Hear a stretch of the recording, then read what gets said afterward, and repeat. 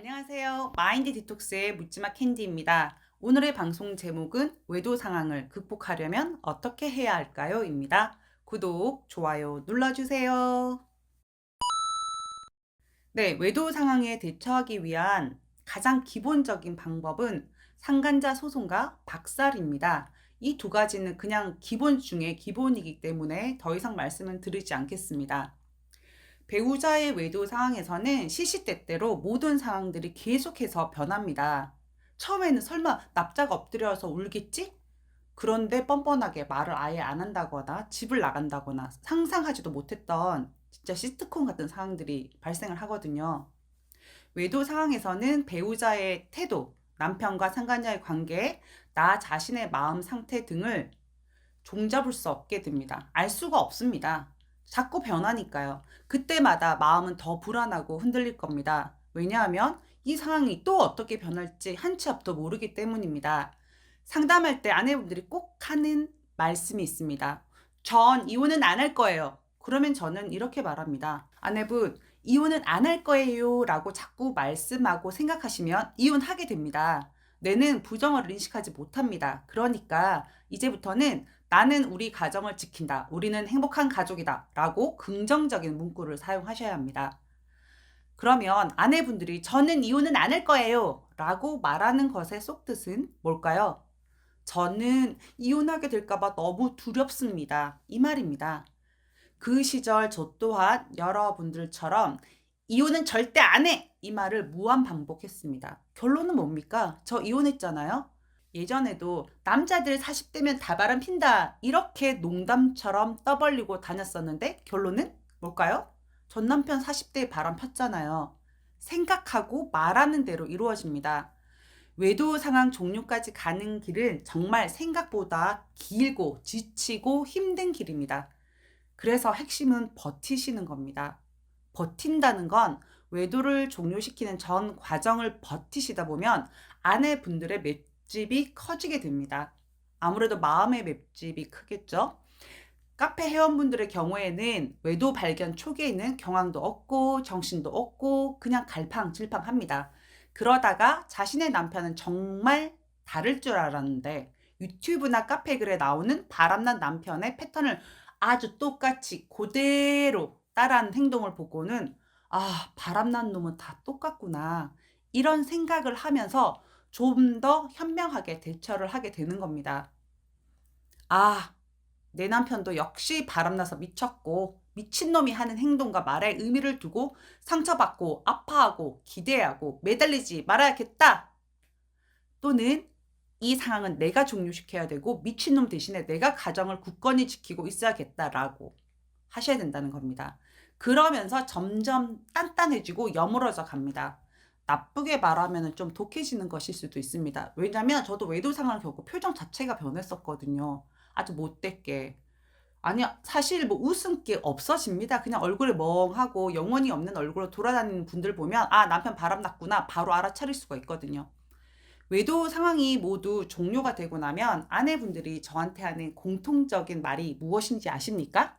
저 또한 직접 경험을 했었고요. 그건 바로 아, 저런 병신 새끼 때문에 내가 그렇게 아파했다니 이 말입니다. 외도 기간뿐만 아니라 어쩌면 결혼 생활 내내 눈가림용 거짓말과 거의 제로 상태에 가까운 도덕성을 가진 남편을 우리 남편 성실해, 우리 남편 자상해 이렇게 믿고 살아오신 건 아닌지 모를 일입니다. 남편에 대한 예전 추억과 감정들은 일단 살포시 던져놓으시기 바랍니다.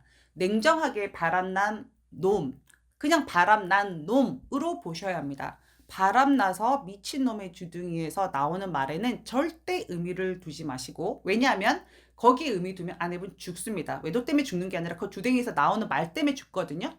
절대 의미 두지 마시고 말려들지도 마셔야 합니다. 난 끝까지 버티면서 외도 상황을 종료시키고 내 가정을 지킨다라는 독한 마음을 먹고 크게 그림을 그리고 의연하게 나가셔야 합니다. 버티는 놈 아무도 못 이깁니다. 일단은 직진이다. 나는 간다. 나의 길을, my way. 외롭고 힘들고 기대고 싶고 지치지만 그래도 나는 끝까지 간다. 이런 태도가 가장 필요합니다. 왜냐하면 여러분들이 가고 있는 이 힘든 길이 잘못된 길이 아니라 잘못된 것들을 바로 잡으려고 가는 올바른 길이기 때문입니다. 많이 외로우시죠? 많이 답답하시죠? 다 압니다. 배우자의 외도에 경중을 떠나서 경험자들은 말하지 않아도 모든 걸 다 압니다. 경험하지 않는 사람은 절대로 모르는 고통의 시간들입니다. 하지만 이 고통의 시간을 버티고 견뎌내는 동안 우리들은 많이 성장하고 있는 겁니다. 그래서 제가 현재 상황이 어쩌면 감사해야 할 상황일 수도 있다라고 말씀을 드리는 것입니다. 남편 바라기에 남편밖에 몰랐던 우리들이 나 자신에게 질문하고 하나 둘씩 챙겨주고 나를 가장 사랑하게 된 것만으로도 크나큰 성장인 거죠. 거기에다가 가출한 남편, 생활비를 끄는 남편 때문에 평생 전업으로 살다가 용기를 내서, 아니 사실 용기도 있겠지만 현실 때문에 일자리도 구해서 경제적인 능력도 갖추게 되고 가장 아껴주고 배려해줘야 할 사람은 바로 나 자신인 걸 알게 되었잖아요. 외도 상황을 극복하려면 첫째는 버티는 겁니다. 둘째는 가정을 지키겠다는 큰 그림을 그리셔야 됩니다. 그러지 않으면 견뎌내기가 힘들어요, 매 순간. 셋째는 일희일비 하지 마셔야 합니다. 말이 쉽지 사실 버틴다는 거, 그리고 일희일비 하지 않는다는 거 쉽지 않습니다. 하루에도 내 마음이 요동을 칠 겁니다.